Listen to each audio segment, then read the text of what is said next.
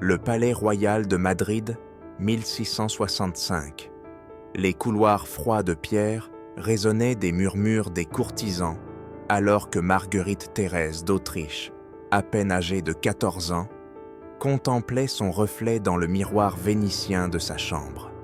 Son visage pâle, encadré par des cheveux blonds cendrés, caractéristiques des Habsbourg, portait déjà les premiers signes de ce dont les serviteurs parlaient à voix basse, le menton proéminent, les yeux rapprochés, la lèvre inférieure épaisse. « Votre Altesse, Sa Majesté le Roi, demande votre présence », annonça Doña Ana de Mendoza, sa dame d'honneur interrompant ses pensées. Le roi Philippe IV, son père, et aussi son oncle, l'attendaient dans la salle du trône. À son âge, le monarque semblait épuisé, son visage marqué par le fardeau d'un empire commençant à s'effondrer. « Te Marguerite, ma fille, » dit le roi d'une voix grave, « les préparatifs pour votre voyage à Vienne sont presque terminés. Votre mariage avec votre oncle Léopold assurera la continuité de notre dynastie et renforcera nos liens avec l'Empire. » La jeune princesse acquiesça en silence. Depuis sa naissance, elle avait été préparée à ce destin, épouser son oncle Léopold Ier d'Autriche, empereur du Saint-Empire romain, poursuivant la tradition des mariages consanguins qui définissait la maison d'Autriche depuis des générations. « Ce père est-il vrai, ce qu'on dit de notre sang ?» demanda Marguerite Thérèse, sa voix à peine audible. Le visage du roi s'assombrit. « Tu ne dois pas prêter attention aux ragots de la cour. Notre lignée, c'est la plus noble d'Europe, et il est de notre devoir de la préserver. » Mais Marguerite avait entendu les rumeurs, les chuchotements au sujet de son frère Charles, âgé de seulement 4 ans, héritier du trône d'Espagne, né du mariage de son père avec Mariana d'Autriche, qui était à la fois sa nièce et sa nouvelle épouse après la mort d'Élisabeth de Bourbon. Le jeune prince pouvait à peine marcher ou parler, et les médecins royaux gardèrent ses nombreux mots comme un secret bien gardé. Cette nuit-là, dans ses appartements, Marguerite Thérèse étudia le portrait de famille accroché au mur. Les visages de ses ancêtres, tous portant les mêmes traits distinctifs, la regardaient avec un mélange de fierté et de mélancolie. Son arrière-grand-père, Philippe II, son grand-père Philippe III, son père Philippe IV, tous avaient marié leurs filles, sœurs et nièces au sein de la famille pour maintenir le pouvoir et les possessions de la dynastie. « Êtes-vous prête pour la nuit, votre Altesse ?» demanda Doña Ana en brossant ses cheveux. « Je dois l'être », répondit Marguerite avec résignation. « C'est mon devoir envers l'Espagne et la maison d'Autriche. » Pendant ce temps, dans une autre aile du palais, les médecins royaux s'occupaient du jeune prince Charles, dont les convulsions devenaient plus fréquentes. Le docteur Francisco de Herrera secouait la tête avec inquiétude, en observant l'enfant qui, s'il survivait, serait un jour Charles II d'Espagne. « Le sang est trop concentré », murmura-t-il à son collègue. 4 générations de mariage entre cousins et oncles avec nièces, le coût est trop élevé. À l'approche de la date de son départ, Marguerite Thérèse passait des heures dans la chapelle royale, priant pour avoir de la force. Elle ne pouvait s'empêcher de remarquer les regards de pitié et de curiosité des dames de la cour, comme si elle était une victime destinée au sacrifice. « On dit que les hivers à Vienne sont plus froids qu'ici », remarqua la duchesse d'Alburquerque en ajustant la robe de l'infante. « Vous devrez vous habituer à beaucoup de nouvelles choses, votre Altesse. Ce qui m'inquiète le plus, ce sont les enfants que je devrais porter pour l'empereur. » confessa Marguerite. « J'ai vu ce qui arrive à mon frère Charles. » La duchesse resta silencieuse un moment, cherchant les mots justes. « Votre Altesse accomplira son destin comme toutes les princesses d'Espagne l'ont fait. C'est le prix du pouvoir et la gloire de notre empire. » La veille de son départ, Marguerite Thérèse eut une audience privée avec son frère Charles. Le garçon pâle et frêle pouvait à peine tenir sa tête sans aide, ses yeux trop grands dans un visage déformé, la regardant avec un mélange de confusion et de tristesse. « Sœur » bégaya-t-il avec difficulté, tendant une main tremblante vers elle. Marguerite retint ses larmes en prenant sa petite main. « Je prierai toujours pour toi, Charles. » Cette nuit-là, alors que ces dames préparaient son trousseau pour le voyage, Marguerite Thérèse étudia une carte de l'Europe, étalée sur son bureau.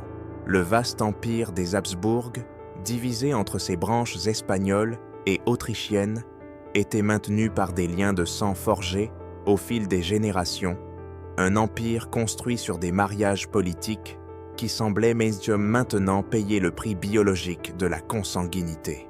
« Qu'est-ce qui vous trouble, Votre Altesse » demanda Doña Ana, remarquant son expression pensive. « Je me demande si notre destin est écrit dans notre sang » répondit Marguerite, traçant du doigt le trajet de Madrid à Vienne. « Et s'il y a un moyen d'y échapper ?» Vienne 1667. L'hiver avait drapé la ville impériale d'un manteau blanc et les fenêtres du palais de la Hofburg étaient partiellement givrées, déformant la vue des jardins enneigés. Marguerite Thérèse, maintenant âgée de 16 ans et impératrice du Saint-Empire romain, contemplait son ventre arrondi alors que ces dames autrichiennes l'habillaient pour la réception diplomatique de cet après-midi.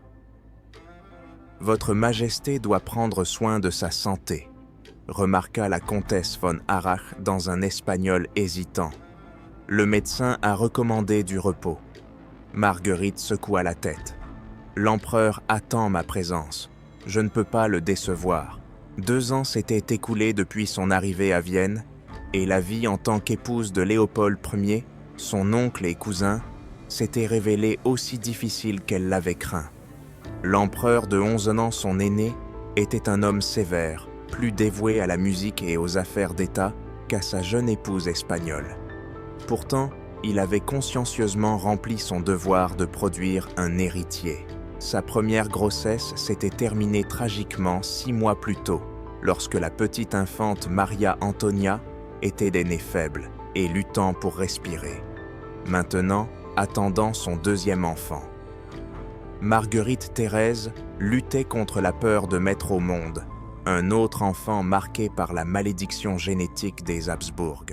Tant Sa Majesté impériale, l'empereur Léopold, annonça un chambellan et les dames s'inclinèrent profondément. Malgré sa présence imposante, le visage de Léopold portait également les traits caractéristiques des Habsbourg, le menton proéminent, les lèvres épaisses et le nez aquilin. « Comment vous sentez-vous aujourd'hui, chère nièce ?» demanda-t-il en espagnol par courtoisie. « Bien, oncle », répondit Marguerite, utilisant encore le terme familial en privé, bien qu'elle fût son épouse. L'enfant bouge vigoureusement. C'est bon signe.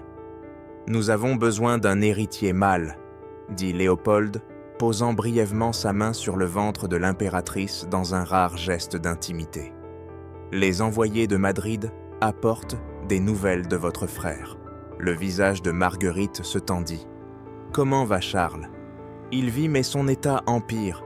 Il peut à peine manger et les médecins craignent qu'il n'atteigne pas l'âge adulte, » répondit Léopold avec un détachement clinique.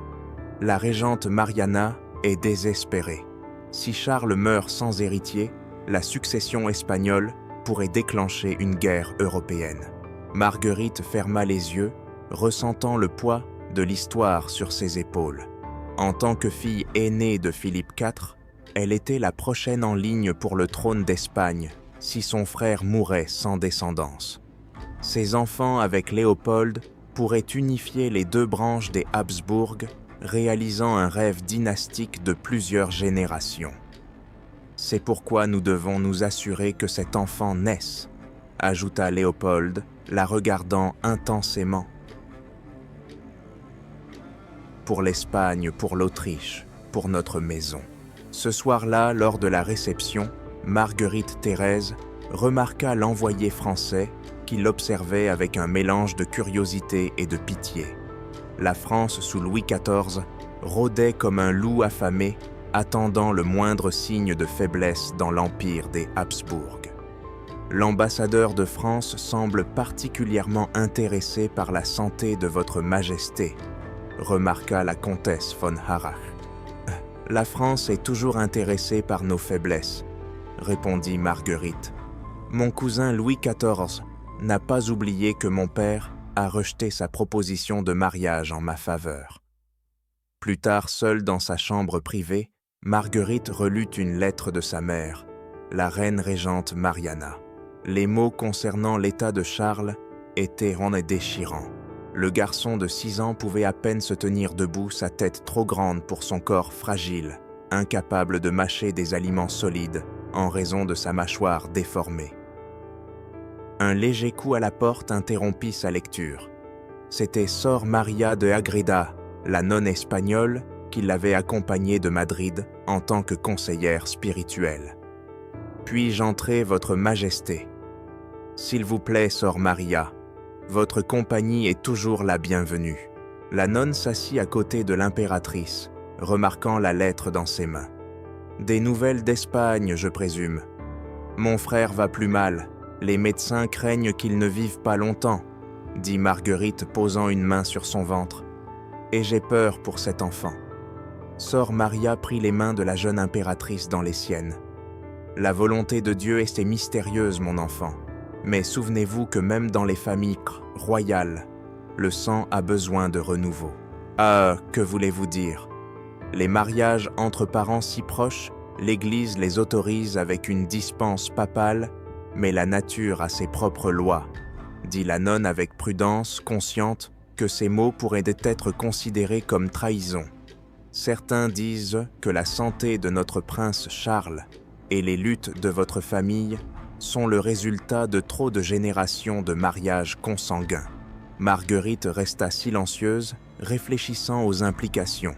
Toute son éducation avait été orientée vers la préservation de la dynastie, le maintien du pouvoir par des alliances familiales. Remettre en question cette pratique, c'était remettre en question les fondements même de la monarchie des Habsbourg. « Et, s'il en était ainsi, dit-elle enfin, cela signifierait que notre fierté dynastique a été notre ruine. Il ne m'appartient pas de juger les desseins des grandes maisons royales, répondit prudemment Sor Maria. Je prie seulement pour que Dieu vous accorde un enfant en bonne santé. » Cette nuit-là, alors que le palais dormait, Marguerite se glissa dans la galerie des portraits impériaux. Illuminée par le clair de lune, filtrant à travers les fenêtres les visages de générations de Habsbourg, de Rodolphe Ier à Ferdinand III, l'observait d'habit chacun, portant des traits de plus en plus prononcés des mariages consanguins.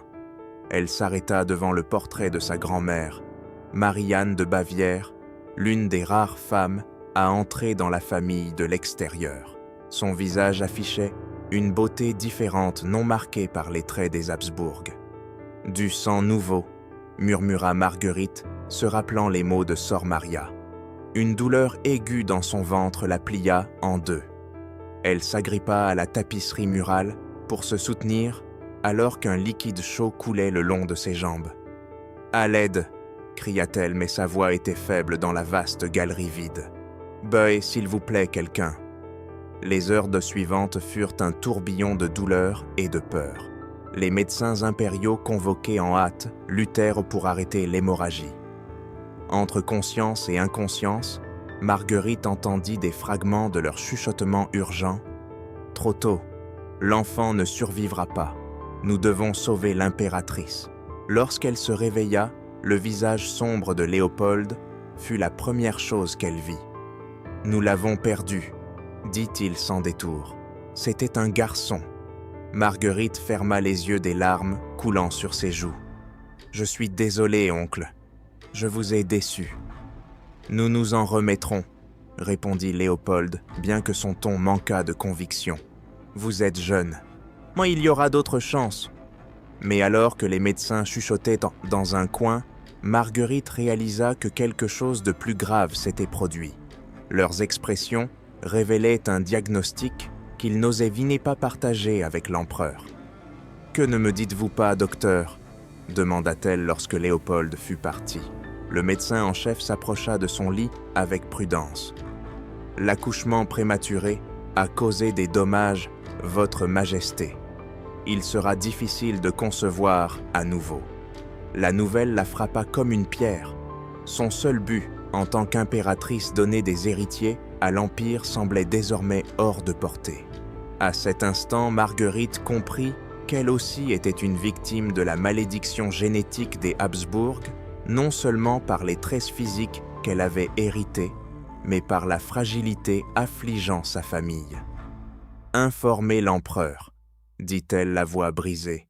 Il doit connaître la vérité sur son épouse et nièce. Madrid, 1673. Les jardins du palais du Buen Retiro offraient un bref répit à la chaleur étouffante de juillet.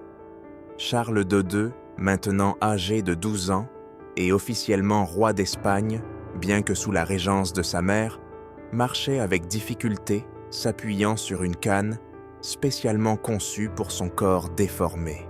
À ses côtés, les médecins et courtisans observaient chaque pas avec anxiété.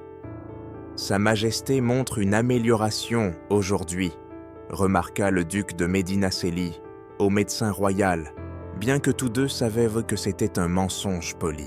Dans son cabinet privé, la reine régente Mariana d'Autriche, mère de Charles et sœur de Léopold Ier, relut la dernière lettre de Vienne.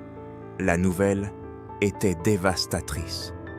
Marguerite Thérèse, sa belle-fille et nièce, était morte après avoir donné naissance à sa 4e fille, une autre enfant fragile, peu susceptible de survivre longtemps.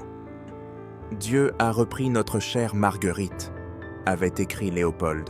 Son corps épuisé par les accouchements et la maladie a finalement succombé. Elle n'avait que 22 ans. Mariana laissa couler ses larmes librement. Avec la mort de Marguerite, les espoirs d'unir les branches espagnoles et autrichiennes des Habsbourg par un héritier en bonne santé s'étaient envolés. Maintenant, tout reposait sur Charles, le dernier mâle de la lignée espagnole des Habsbourg, un garçon dont la survie semblait un miracle quotidien. « Edo, votre Majesté a-t-elle vu les dernières lettres de Vienne ?» demanda le cardinal Portocarrero, entrant dans le cabinet. « Oui, » répondit Mariana, essuyant ses larmes. « Ma belle-fille est donc morte, et avec elle, 4 de ses 5 enfants. Seule Maria Antonia survit, et elle aussi est fragile. » Le cardinal resta silencieux, conscient de la gravité de la crise dynastique. « Nous devons trouver une épouse pour le roi Charles, dès que possible. Malgré son état, il doit essayer de produire un héritier. » « Quelle femme l'épouserait ?» demanda Mariana avec amertume. « Toute l'Europe connaît son état. Il peut à peine parler de manière cohérente, ne peut pas mâcher ses aliments, et les médecins doutent qu'il soit capable de consommer un mariage. »« La France offrira une de ses princesses, » répondit le cardinal. « Louis XIV voit notre faiblesse et se prépare à revendiquer l'héritage espagnol lorsque Charles mourra sans descendance. Je préférerais m'allier avec le diable plutôt qu'avec la France, » rétorqua Mariana. Pendant ce temps, dans les jardins, Charles souffrait d'une autre de ses fréquentes crises.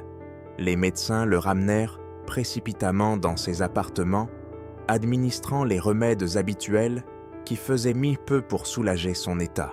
« Le roi va plus mal », rapporta plus tard le docteur Henriquez à la reine régente. « Ses convulsions sont plus fréquentes et son esprit semble de plus en plus absent. »« Combien de temps lui reste-t-il » demanda Mariana, sa voix réduite à un murmure. « Il est impossible de le dire, votre Majesté. C'est un miracle qu'il ait survécu aussi longtemps. Il pourrait vivre encore quelques mois, ou étonnamment plusieurs années. La constitution des Habsbourg est imprévisible. Cette nuit-là, Mariana convoqua une réunion secrète du Conseil d'État. Les grands d'Espagne et les ministres se réunirent dans une salle privée, loin des oreilles indiscrètes. Nous devons discuter de l'avenir de la monarchie. commença la reine régente. « Mon fils, notre roi, n'aura probablement pas de descendance. Nous devons décider du sort de l'Espagne avant que les puissances étrangères ne le fassent pour nous. » Le duc de Médina parla en premier. « Avec tout le respect, Majesté, nous ne devons pas attendre. Je suis sa mère, et personne ne souffre plus que moi de devoir dire cela, » interrompit Mariana avec véhémence, « mais nous devons être réalistes. Les Habsbourg espagnols s'éteindront avec Charles. » Un lourd silence s'abattit sur la salle. Pendant près de 2 siècles, l'Espagne avait été gouvernée par la Maison d'Autriche. L'idée d'un changement dynastique était presque impensable, mais elle semblait désormais inévitable. Et les cas. Il y a 2 options, poursuivit le cardinal Portocarrero. Soit les Habsbourg autrichiens héritent du trône espagnol, réunifiant l'Empire comme au temps de Charles Quint, soit nous cherchons une nouvelle dynastie parmi les maisons royales d'Europe. La France poussera pour un Bourbon, avertit le marquis de Los Vélez. Ils ont déjà commencé à positionner leurs pièces sur l'échiquier diplomatique. Alors que les nobles débattaient, Mariana contempla un portrait de famille dominant la salle. Philippe IV, son défunt mari, se tenait entouré de ses enfants, Marguerite Thérèse, décédé Charles malade, et les nombreux enfants illégitimes qu'il avait engendrés avec diverses maîtresses. Ironiquement, ces bâtards, nés d'union sans le prestige de la consanguinité, jouissaient d'une meilleure santé que les héritiers légitimes. « Peut-être, » dit Mariana, interrompant le débat animé, « notre orgueil a été notre erreur. Nous pensions que le sang des Habsbourg était si précieux qu'il ne devait se mélanger qu'avec lui-même, et maintenant nous voyons le résultat. » Un silence gêné suivit. Remettre en question les pratiques matrimoniales de la dynastie, c'était remettre en question la base même de son pouvoir. Ce qui est clair, poursuivit la reine régente, c'est que nous devons regarder vers l'avenir. Si Charles ne peut pas avoir d'héritier, nous devons décider qui régnera sur l'Espagne après lui, et nous devons le faire maintenant, tant que nous avons encore un certain contrôle sur notre destin. À Vienne, pendant ce temps, l'empereur Léopold Ier se préparait pour son second mariage. Avec la mort de Marguerite Thérèse et un seul enfant survivant de leur union, il avait besoin de nouveaux héritiers. Cette fois, cependant, il choisit Claudia Felicitas d'Autriche-Tyrol, une cousine éloignée dont le sang était moins concentré par la lignée des Habsbourg. Les médecins disent que la nouvelle impératrice jouit d'une excellente santé, remarqua le comte von Lamberg au prince Lobkowitz en observant les préparatifs du mariage. Peut-être aurons-nous cette fois des princes robustes. C'est dommage que nous ayons perdu la chance d'unir les couronnes espagnoles et autrichiennes, répondit Lobkowitz. La mort de l'impératrice Marguerite Thérèse a été un coup dur pour nos ambitions dynastiques. Pas aussi grave que ce qui se passera lorsque le roi Charles d'Espagne mourra sans héritier, rétorqua von Lamberg. La France, la Bavière, ils revendiqueront tous leur part. Cela pourrait déclencher une guerre qui redessinera la carte de l'Europe. De retour à Madrid, Charles d'Odeux passait des heures à contempler les portraits de ses ancêtres dans la galerie royale.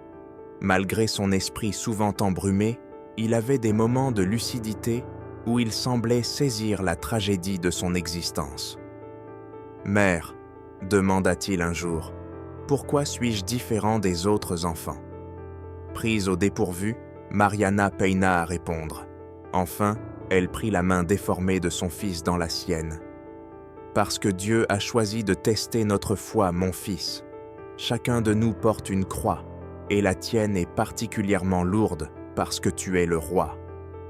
Les courtisans parlent quand ils pensent que je ne peux pas entendre, » poursuivit Charles, ses mots hésitants en raison de sa mâchoire déformée. « Ils disent que je suis maudit par le sang de notre famille. » Mariana ferma les yeux, ressentant le poids des décisions dynastiques de plusieurs générations qui avaient bien conduit à ce moment. « Tu n'es pas maudit, Charles. Tu es le résultat de notre histoire, de nos choix. Je vais mourir bientôt, mère. Nous mourrons tous un jour, mon fils, dit Mariana, serrant doucement sa main. Mais tant que nous vivons, nous devons accomplir notre devoir. Ton devoir est d'être le meilleur roi possible, aussi longtemps que Dieu te le permettra.